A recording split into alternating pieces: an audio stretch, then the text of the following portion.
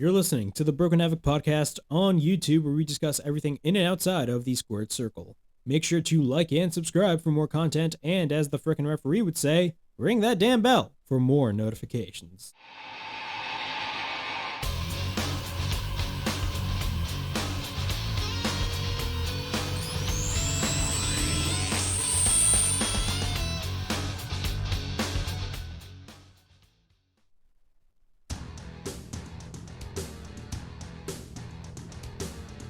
What's up, everybody? It is Broken Havoc here, right here on the Broken Havoc podcast, here to review AEW Dynamite from March 16th, 2022. Of course, this is St. Patrick's Day Slam. Happy St. Patrick's Day, everybody. I know St. Patrick's Day was yesterday, but again, happy St. Patrick's Day to all of you guys right here on the Broken Havoc podcast, watching on YouTube.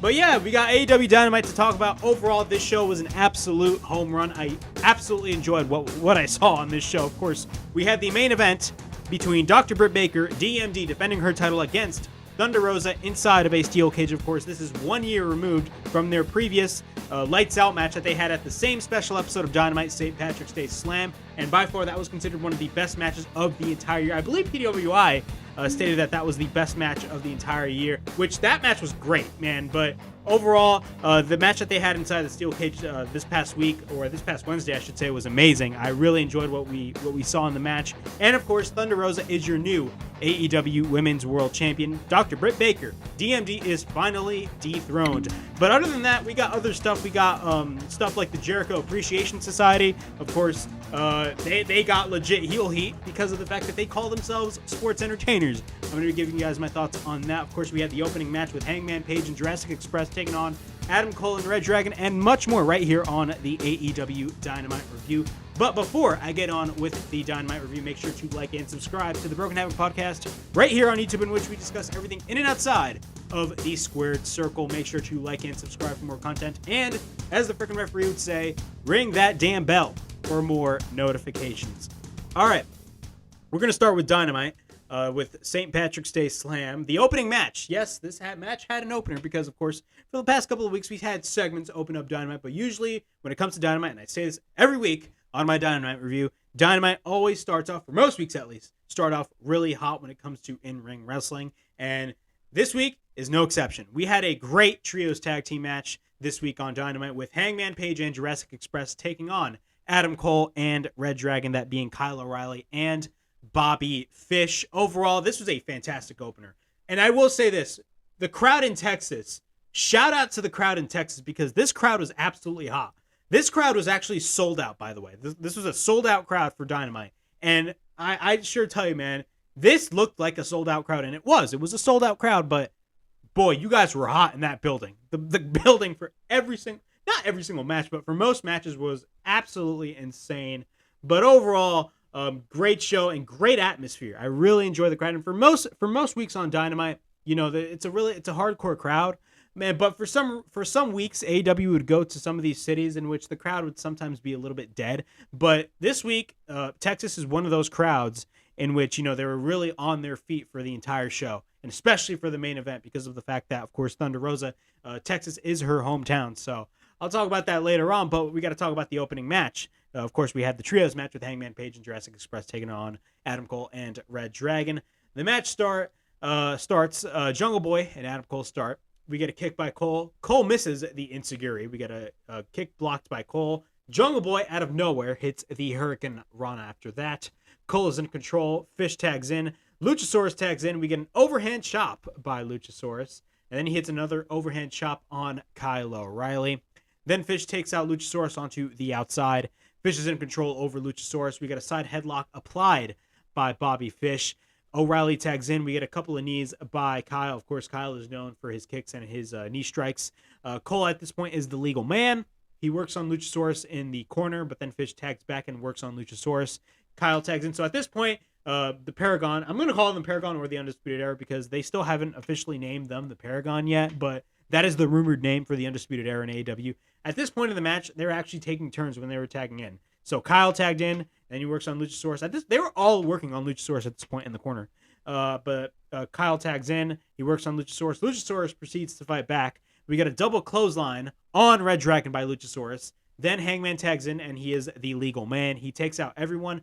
Hangman then hits a fall-away slam. He takes out Cole and Kyle on the outside. Then he takes out Fish on the other side. We get a powerbomb by Hangman Page. At this point, Hangman is on a tear, and he's going after everybody. He's literally going around the ring and taking out everybody. Like, I believe he hit a suicide dive at one point. Correct me if I'm wrong. I completely forgot. And I did not put that in my notes because of how fast this part of the match was. But Hangman was on the apron. He was getting ready to hit the buckshot lariat, but Bobby Fish escapes. Jungle Boy then tags in. He hits a somersault on Cole and ReDRagon after that. Then he goes to the top. Cole comes in, but Hangman and Luchasaurus come in for the save. Then all baby faces go to the top. So Luchasaurus, Jungle Boy, and Hangman Page all go to the top. And I swear to God, they hit a freaking triple moonsault. And that was a beautiful shot right there that they did with that triple moonsault. Probably by far one of the best spots of the entire night. Jungle Boy with a cover on Fish, but we get a near fall because Jungle Boy is the legal man. We get a chop by Jungle Boy. Then Cole with a kick from the outside. ReDRagon is in control. Then Bobby Fish out of nowhere hits the back breaker. Then Kyle O'Reilly drives the knee on Jungle Boy. We get a cover and a near fall. Once we're back from commercial break, Kyle O'Reilly is in control. Luchasaurus then tags in after that. Then what happens after that is Cole misses. Well, actually, no. Luchasaurus hits the German suplex. Cole misses a super kick. Then Luchasaurus hits a super kick on Cole. Then he chokeslams Kyle O'Reilly, and then he proceeds to chokeslam Bobby Fish on top of Kyle O'Reilly. We get a moonsault by Luchasaurus, a standing moonsault, I should say. Then after that, we get a cover by Luchasaurus and a near fall. Luchasaurus then goes for an uppercut. Then Jungle Boy goes to the top, but falls into a super kick by Adam Cole. Kyle then goes for the leg submission. Then Fish gets taken on the outside. Taken to the outside, I should say. Then Cole applies the guillotine. It looked like a guillotine submission that Cole applied on Hangman Page, but then Hangman escaped, so there's a lot of stuff going on. The hot tag was made at this point. Then, after that, Cole and Hangman face off. Both fight it out. We get a pump kick by Cole. Then Hangman counters into the Deadeye. At this point, a whole spot fest is going on, and I mean that in a really good way. A whole spot fest is going on. Then Kyle O'Reilly hits the Tornado DDT. Or actually, no, not Kyle O'Reilly. My bad. My notes kind of messed up. Jungle Boy hit the Tornado DDT on Kyle O'Reilly. We get a pump kick by Cole. Hangman then goes for a clothesline on Cole. Hangman and Luchasaurus pick up Cole and Fish. Then Jungle Boy hits a double Doomsday Device on Cole and Fish. Yes, he hits a double Doomsday Device. We get a cover and a near fall when O'Reilly makes the save. Fish then tags in. Jungle Boy then tags in. He works on ReDRagon. At this point, Adam Cole makes the blind tag. Then Cole drops the knee pad. He hits the boom, aka the last shot. I still call it the last shot. I don't know why, but it's the boom in AEW. He hits the boom. Hangman tries to make the save, but Adam Cole gets the pinfall victory, and Adam Cole and ReDRagon get the win. Overall thoughts on this match. This was a great opener to start off St. Patrick's Day Slam. I really enjoyed this match. Kyle O'Reilly, Bobby Fish, and Adam Cole looked absolutely great. Hangman was awesome. Luchasaurus was great. Jungle Boy, man, bro, that double Doomsday Device was an awesome ass spot. But the amount of spots that were in this match was insane. I mean, that triple moonsault spot was by far my favorite spot of the entire match. But overall, this was a fantastic opener for Dynamite, and it really got the crowd amped up for what is to come in the future on this show. And let me tell you, man, this show is actually really good, man. I really enjoyed what I saw on this show. All right. Tony Schiavone interviews Ricky Starks and Keith Lee. He talks about the match on Rampage Friday, of course. Max Caster is going to be taking on Keith Lee on Rampage. And then Keith Lee, of course, later on, he has his little beef with Ricky Starks, but I'll talk about that later on as I get on with the review. Here's one great match that I really want to talk about, and that is Jon Moxley and Bryan Danielson taking on Wheeler Yuta and Chuck Taylor. Wheeler Yuta, man. We all know how great Wheeler Yuta is, and, you know, he is part of Best Friends, but, hey, man, they did somewhat of a teaser of him joining Bryan Danielson, William Regal, and Jon Moxley, so I'll talk about that. But overall, what are my thoughts on this whole match? I really enjoyed it with this match. Of course, this match was basically built for Jon Moxley and Bryan Danielson to really get over as a team, and they really have been doing that. Of course, ever since last week, that was their first match as a tag team together. And this week, of course, no different. But really, the offense, I mean, Wheeler Yuta and Chuck Taylor had some really good offense in this match. And also, William Regal was on commentary. And, William Regal did do commentary in the beginning stages of when WWE revamped NXT back in 2012. And really, when you listen to William Regal, you can tell how passionate this guy is, man. Dude, William Regal on commentary, I do not mind listening to William Regal every single week on Dynamite. Or he should be at least a guest, or he should be at least a commentator on Rampage. Kind of like Taz's position, in my opinion, because of the fact that I literally enjoy William Regal on commentary. I think he's just perfect for the role. That's just my view. And he really knows how to tell a story and know how to put over a lot of guys. And he really did put over guys like Wheeler Yuta and Chuck Taylor in this match. Danhausen, very nice but very evil. Danhausen is on the outside. The match starts. Moxley immediately goes after Chuck Taylor. At this point, Danielson is the legal man. He works on Yuta. We get a knee by Danielson. Moxley tags in. We get a kick by Moxley on Yuta. We get a delayed vertical suplex by Jon Moxley. We get a couple of chops by Moxley on Yuta in the corner. Danielson then tags in. He works on Yuta. We get a couple of chops by Bryan Danielson. We get a couple of kicks by Danielson. Of course, Danielson does his freaking yes kicks. He works on the left arm of Wheeler Yuta. Moxley then tags in. Moxley then goes for the knee strikes. Then we get a running kick to the back by Moxley. Then Danielson tags in again. We get a cover and an immediate near fall. Or I should say an immediate kick out. We get a stomp by Danielson. We get a drop kick by Yuta. Then Chuck Taylor tags in. He works on Danielson. We get a couple of chops by Chuck Taylor. He applies a single leg Boston Crab, that being Danielson. Danielson applied that. Then Moxley hits an uppercut after that. Great teamwork by both. He takes Chuck Taylor to the outside. Danielson then sends Chuck to the guardrail. Taylor then gets back in the ring. Moxley and then Chuck Taylor exchange shots. Both Moxley and Danielson work on the knee of Chuck Taylor. Then Danielson applies an Indian Deathlock. I think that's what it's called. He applies an Indian Deathlock on Chuck Taylor. At this point, Moxley is the legal man. Moxley goes for a couple of chops. Then he takes Danielson to the top. Moxley goes to the top. He hits a superplex. After that, we get a cover and a near fall. Moxley then applies the hammerlock. Once we're back from break, Moxley is in control. Then we get a right hand by Moxley. Moxley then runs into a knee by Chuck Taylor after that. Then Yuta tags in. We get a drop kick by Yuta. He goes to the top. Then Moxley then counters with a right hand. Moxley out of nowhere then hits the lariat. Then Yuta counters a suplex into a German suplex bridge pin attempt. We get a near fall, and then we get a couple of chops by Yuta into the corner. Moxley then goes for an immediate cutter on Wheeler Yuta after that. Danielson with the lariat combination. We get a cover and a near fall. Then Moxley gets thrown into the guardrail. Then Chuck Taylor wants to go for the powerbomb, but then Moxley hits the paradigm shift onto the outside. Then Danielson goes for the yes kicks on Wheeler Yuta after that. Then Yuta is no-selling. Well, I shouldn't say no-selling, but he's really showing his strengths here, and he's really not backing. I shouldn't say no. He's no-selling. I really should say that he's not backing down. I feel like there's a difference of no-selling. I mean, no-selling really works story-wise, like for big men. Like, for example, Hook, when he no-sells, it makes perfect sense for him to do that, but Yuta was not no-selling.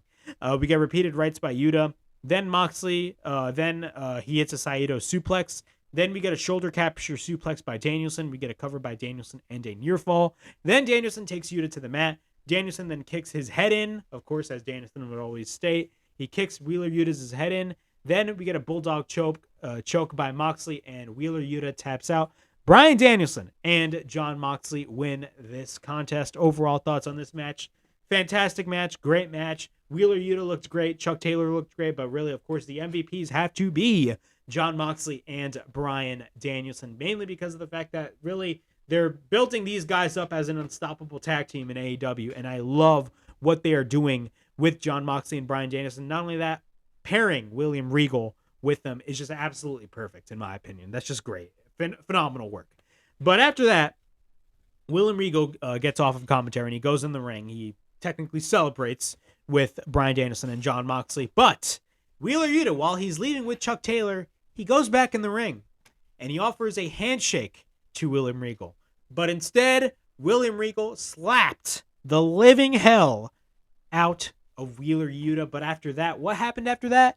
Wheeler Yuta did not back down, and he looked straight in the eye of William Regal. So what does this tease? I mean, this could possibly tease Wheeler Yuta possibly joining this whole group. And honestly, I do not mind that whatsoever, mainly because of the fact that if you guys don't remember, on the build for the match between Jon Moxley and Bryan Danielson, if you guys don't recall, in the first promo where Danielson was actually wanting to join forces with Jon Moxley, and he was telling him that how he wants to team up and all that stuff, he mentioned guys like Daniel Garcia and guys like Wheeler Yuta, and I feel like right now Wheeler Yuta is definitely going to join this group, but we'll have to wait and see. They're definitely teasing it, but definitely we're going to have to wait and see because of the fact that, of course, William Regal did slap him, but he also did slap Jon Moxley and Bryan Danielson at Revolution. So we're going to have to see what happens, but I'm definitely excited. I mean, of course, Daniel Garcia is out of the water when it comes to this particular group because of the fact that he is part of the Jericho Appreciation Society. But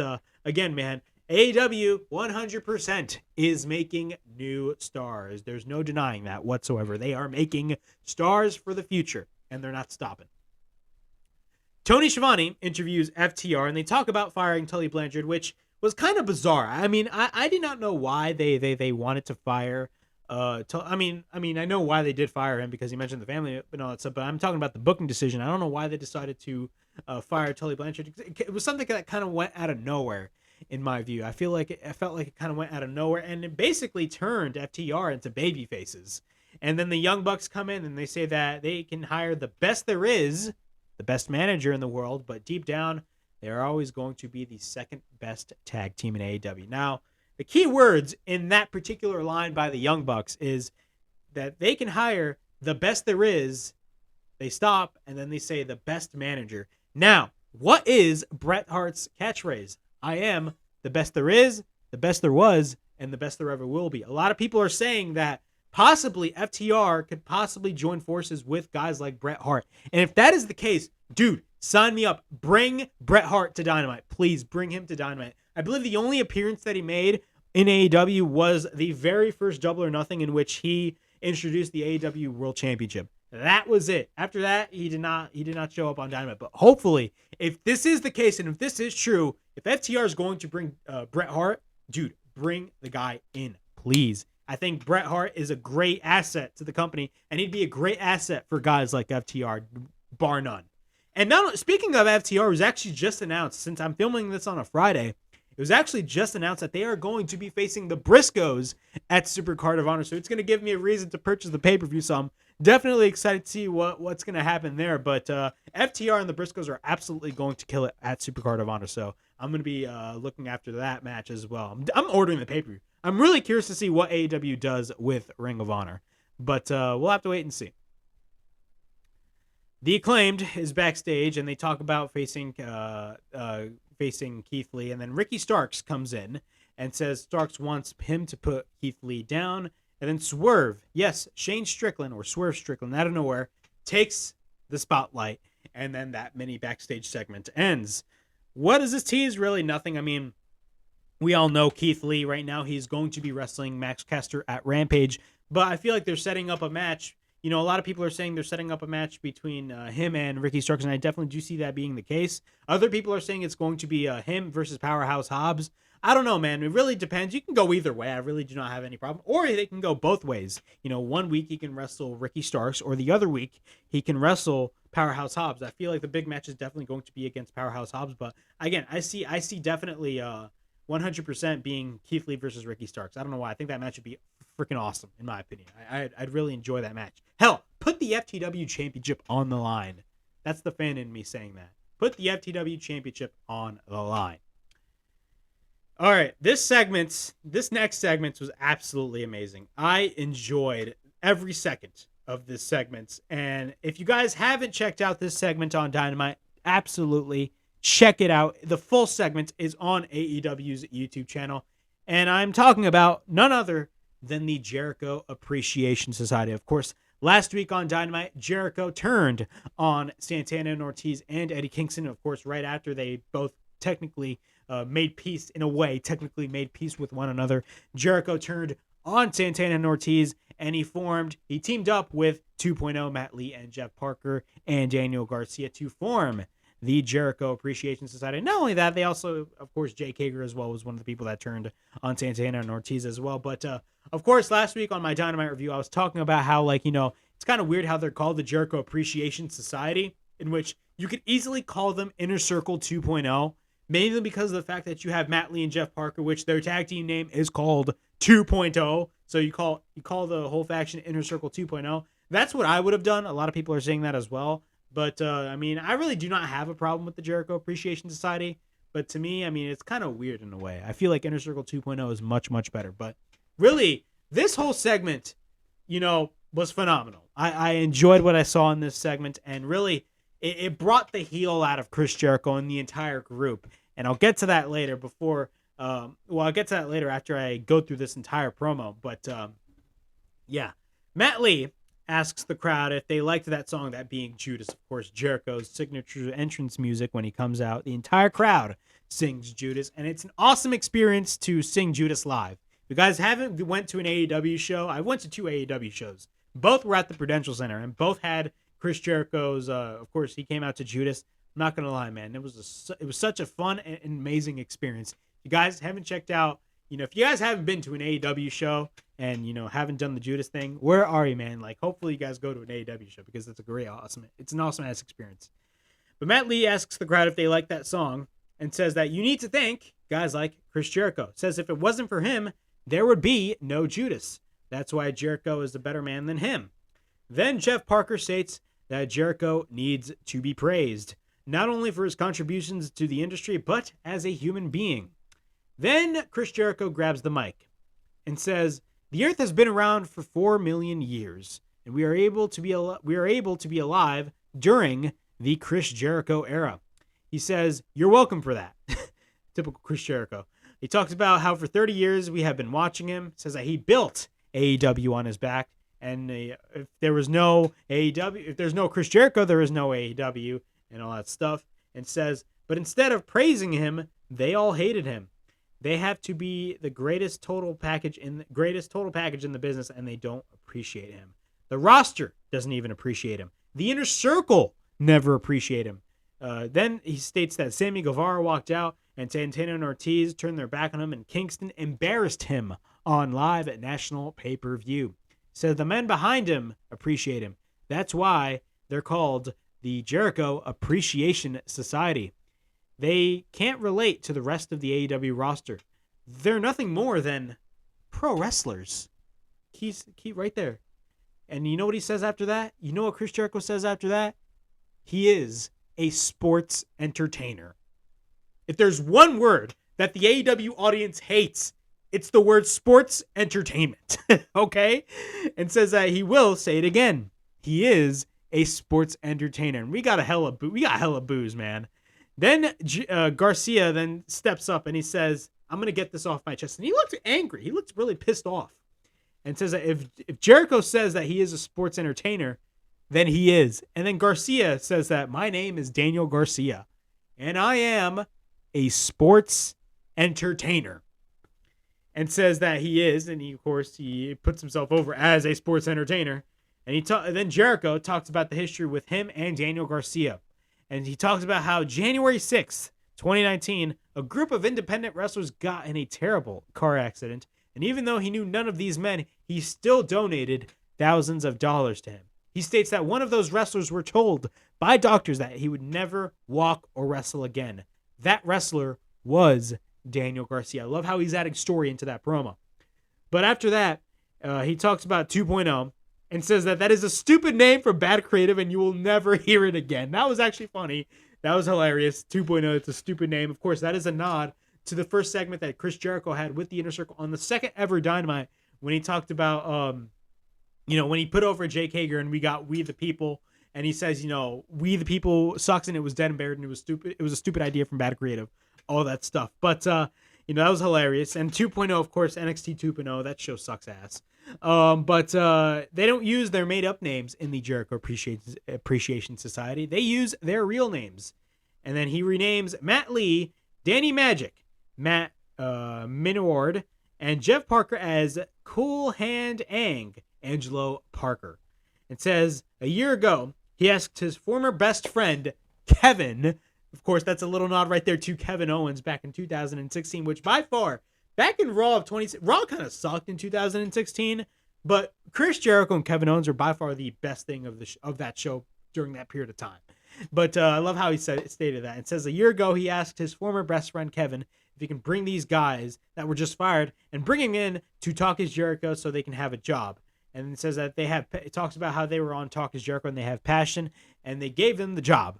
And he talks about Jake Hager and says that he had his back since 2010. They traveled the world together. Hell, he saved his life in Dubai. Says that he is the hand of the king, and Jake Hager gets the mic and says that they are the JAS, and they beat up pro wrestlers.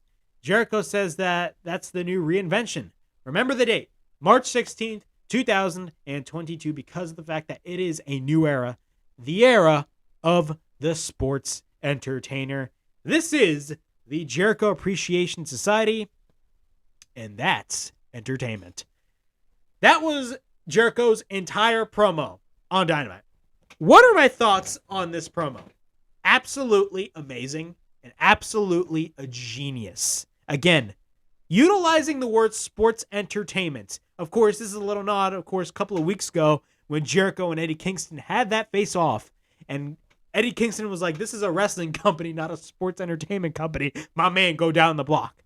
You know, not only a nod to that, but of course, Eddie Kingston has been making remarks about, you know, this is not a sports entertainment company. This is a wrestling company. Of course, way back in the feud with Jon Moxley back in 2020 near when they were going to wrestle at Full Gear that year.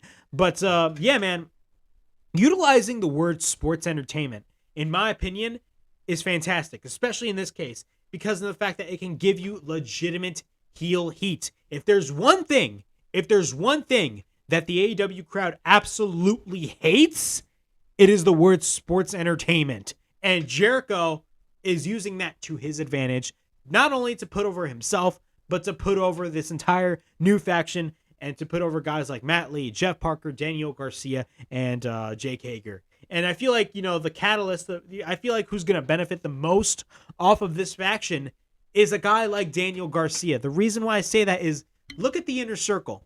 When the Inner Circle started, Sammy Guevara was somebody that really we haven't seen a lot. You know, some people saw him in the independent scene. You know, I barely saw I was never really that familiar with Sammy Guevara. And when he was in the Inner Circle, they put over Sammy Guevara like crazy to the point where he literally became a star. Not only that, look where he is now.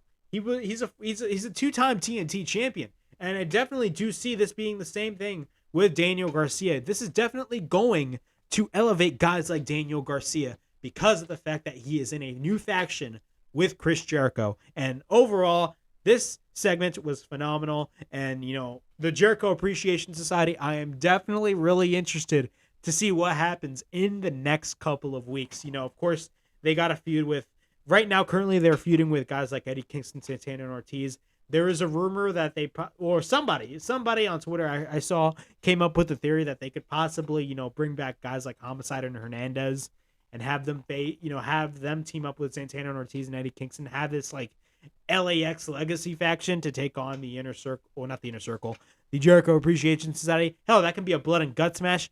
Who knows? But you never know what the hell can happen.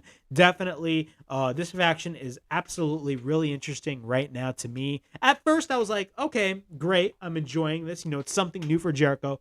But now I'm definitely interested. And the Jericho Appreciation Society, although the name kind of is I definitely enjoy it.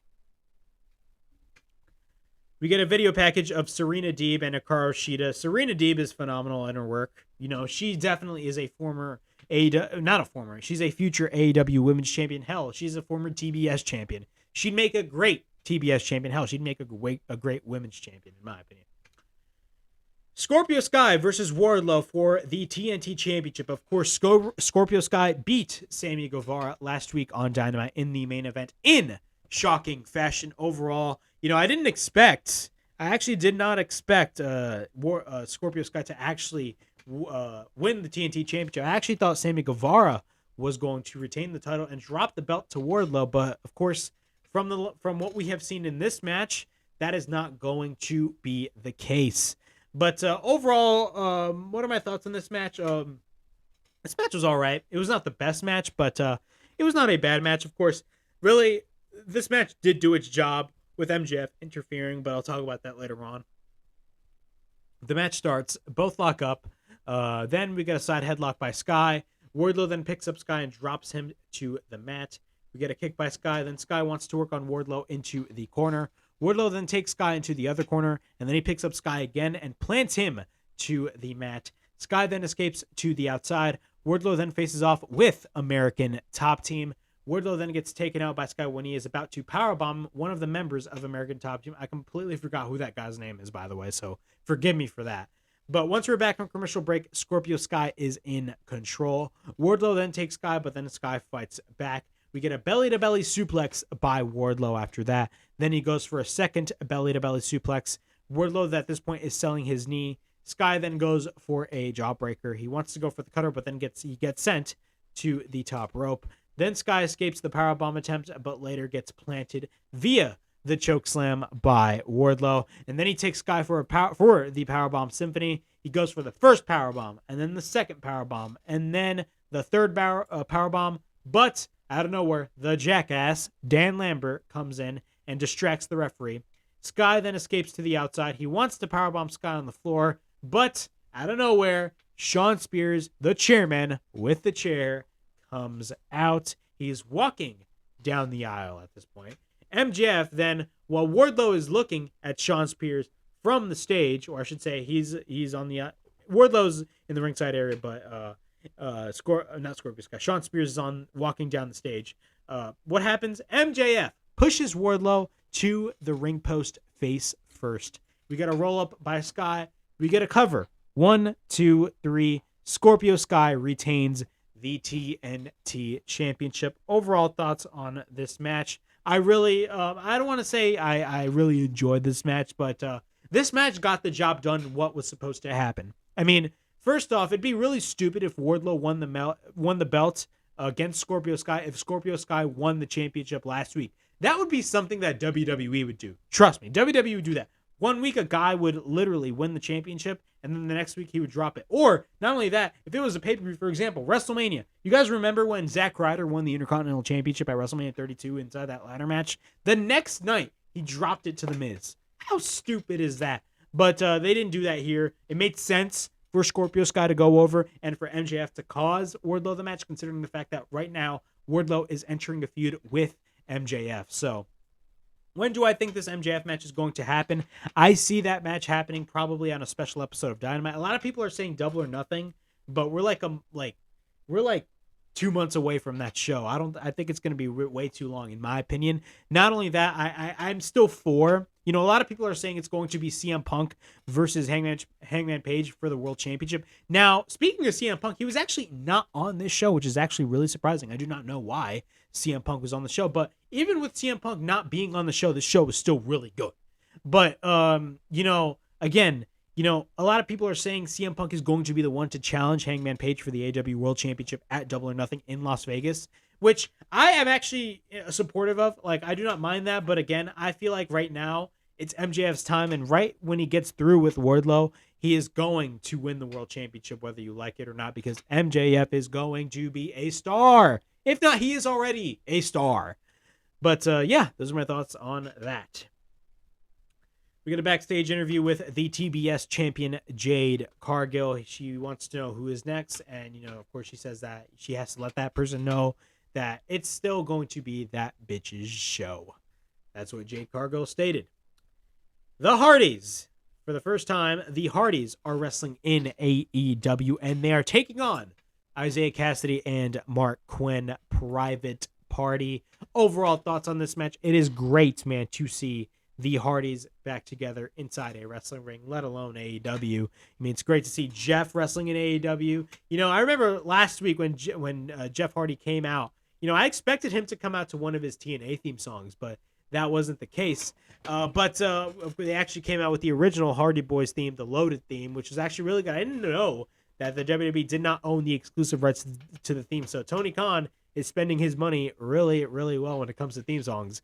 But yeah, overall thoughts on this match. It was a pretty good match. I mean, it got the job done. Of course, the Hardys went over in the match. Private Part, of course, last week they did turn on Matt Hardy. Overall, though, this match was pretty good for what it was. It was not the best match, but it was not a bad match.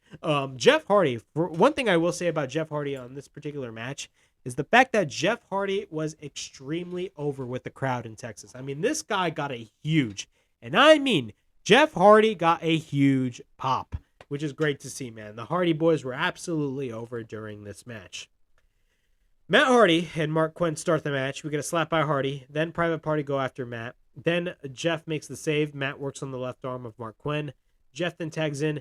Jeff Hardy then hits the double sledge. We get a combination by both Matt and Jeff. Then the Hardys are in control. We get a drop kick by Jeff and then back to the back of Quinn. Then we get a shoulder tackle by Jeff. Jeff goes for a hip toss. We get a cover and a one count. Then after that, we get Brother Nero chants. Then the Hardys throw Quinn to the mat. We get a cover by Matt and a near fall. Quinn then goes for the Enziguri. Cassidy then tags in. We get a double team attempt by Private Party. We get a cover by Cassidy and a near fall.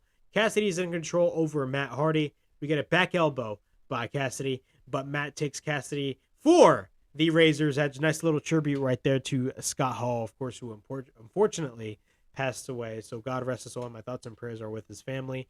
But that was a nice little tribute right there. He picks up Cassidy for the Razor's Edge, but Cassidy escapes. Private Party then drives the knee of Matt Hardy to the ring post. During the commercial break, Private Party work on Matt Hardy. Once we're back from break, Quinn is in control over Matt Hardy. We get a drop kick by Quinn, sending Matt to the outside. Then we get a right hand by Matt Hardy on, not Orange Cassidy, Isaiah Cassidy.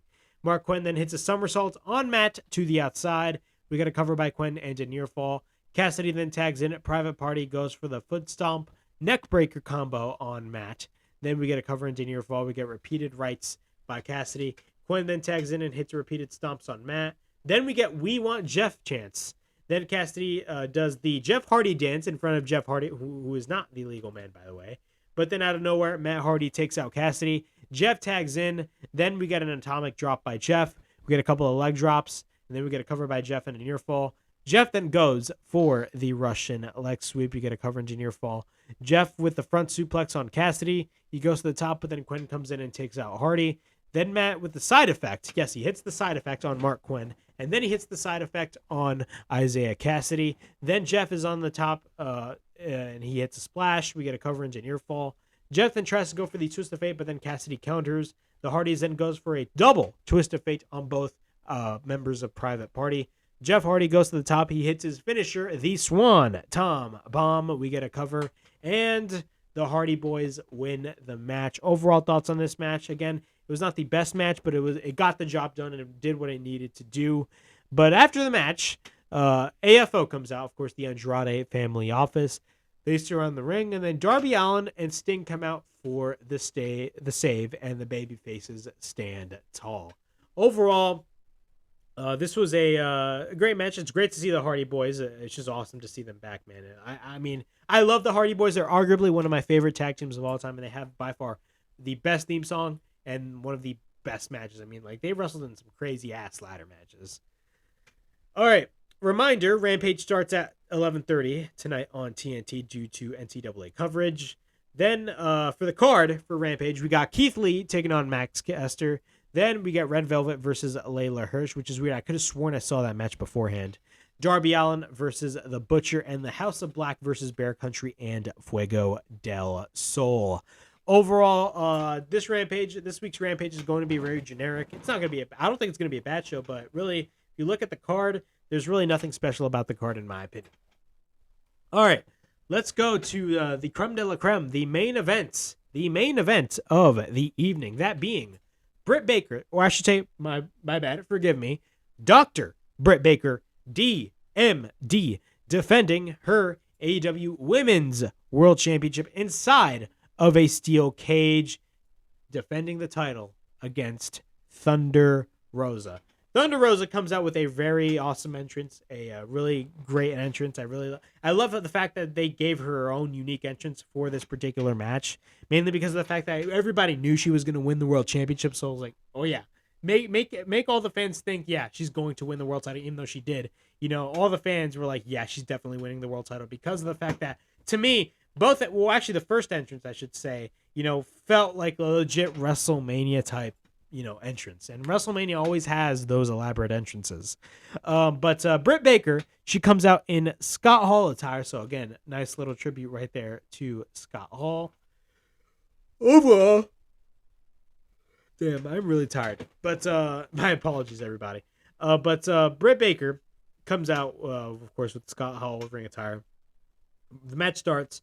Britt tries to escape. Both fight it out. Britt tries to escape again, but then Rosa catches her. We get a waist lock by Rosa. We get a couple of right hands by Baker. We get a kick by Rosa. Then Rosa hits the clothesline. She drives Britt to the cage. Then she hits a drop kick on Thunder Rosa.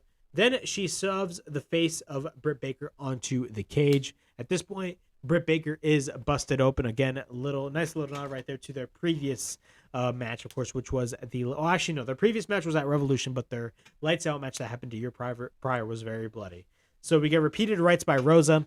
We get a slam by Rosa. Rosa is in control. Britt Baker goes to the outside, but then Rosa continues to drive the face of Baker to the cage. But Britt then sends Rosa to the cage. Once we go to commercial break, Britt is in control, sending Rosa to the cage. At this point, Thunder Rosa is busted open. Then after that, after she is busted open, damn, I completely forgot my notes. We got a running clothesline in the corner by Rosa. We get a knee strike by Rosa. Then she hits a drop kick. We get a cover and a near fall. We get a back elbow by Britt Baker. By accident, Britt super kicks the referee. We get a roll up by Rosa, but then the referee at this point is knocked out. Then Rosa hits the Fire Thunder Driver, and when she goes to the cover, for the cover, but the referee is not here. So the fans are counting up to like 10. 1, 2, 3, 4, 5, 6, 7, 8, 9, 10, which was great to see. She takes the chair on top of Britt. Rosa goes to the top, but then Britt comes in and hits Rosa with the chair 3 times. She sets up a stack of chairs. Britt then goes to the top, and then what happens? There's an avalanche air raid crash by Britt Baker. Or like Britt Baker falls on that stack of chairs, which looked absolutely painful, by the way. The way she landed looked absolutely painful. But after that, Aubrey Edwards comes in. We get a cover by Britt and a near fall. Both exchange shots. Then Britt gets into the face of Aubrey Edwards. Then Britt sets up multiple chairs. We get a bunch of Thunder Rosa chants. She takes Rosa to the top, but continues to stack the chairs together. Britt goes to the top, both fight it out, but then Rosa takes Britt headfirst to the cage and falls on the chairs. Of course, that's what I mentioned earlier. My apologies. But we get a cover and a near fall. Britt then gets a bag, and if you guys had watched wrestling for a lot of years, you guys know what's in that bag, that being thumbtacks. So thumbtacks are out, and then after that, what happens is Britt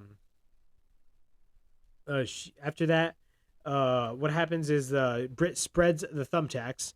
Rosa then counters the fisherman neckbreaker, but then Britt Baker hits a backdrop on Rosa, landing Rosa to the thumbtacks. Britt then applies the thumbtacks, but then Rosa bites the hand of Rosa, or I should say Britt Baker. Then Rosa then slams the head repeatedly of Britt Baker onto the thumbtack, so that looked really painful. And then she hits a powerbomb on Britt onto the thumbtacks. Then after that, she hits the Fire Thunder Driver. We get a cover. 1, 2, 3. Thunder Rosa is your new AEW Women's World Champion. Overall thoughts on this whole match. I really enjoyed this match for what it was. Was it better than the Lights Out match that they had last year? No, it wasn't. But this match definitely got the job done, and the crowd in Texas was absolutely bonkers for Thunder Rosa to win the Women's Championship. And absolutely, these two women teared the house up. I would love, and I mean this wholeheartedly, I would love to see a future match between these two women again. I mean, I know we've already had 3 matches. Technically, it's 2 because of the fact that the Lights Out match was unsanctioned. But still, I would love to see another match between these two women.